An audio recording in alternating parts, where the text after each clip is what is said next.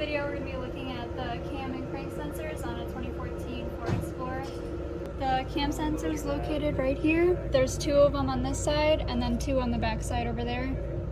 We probed into one of the cam signal wires. The one on this one is green and violet, and it's the wire closest to the front of the car.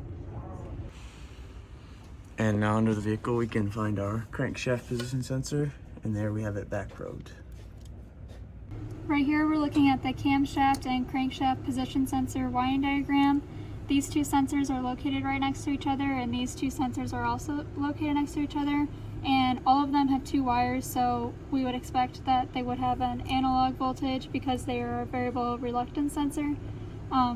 There's 4 sensors on here because the car has variable valve timing. When looking at these signals on the Pico Scope, with increased RPM, we should expect a higher voltage and also an increased frequency. Here we can see that there are 35 teeth on the reluctor wheel and a missing tooth. So that means we can see that there's 10 degrees between each teeth. Here, this document gives us some added information where we can see on this tooth, there's the top dead center for 2 and 6, 3 and 4, 1 and 5. A damaged reluctor wheel tooth could cause a diagnostic trouble code, and it could create an incorrect output signal.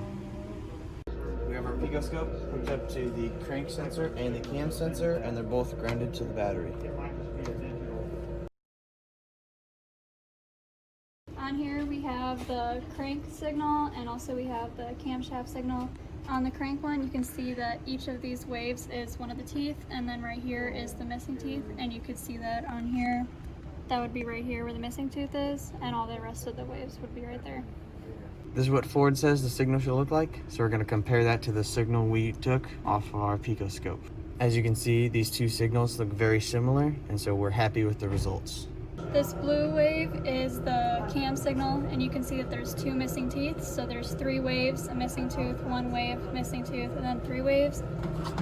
And then when the crank signal is overlaid during one cycle from here to here, you can see that there's 2 waves, a missing tooth, 1 wave, a missing tooth, and then 1 wave. Here we can see our reading with the vehicle idling. And we're about to rev the vehicle up. We're going to see our crankshaft increase in frequency and in amplitude. So this red will get larger.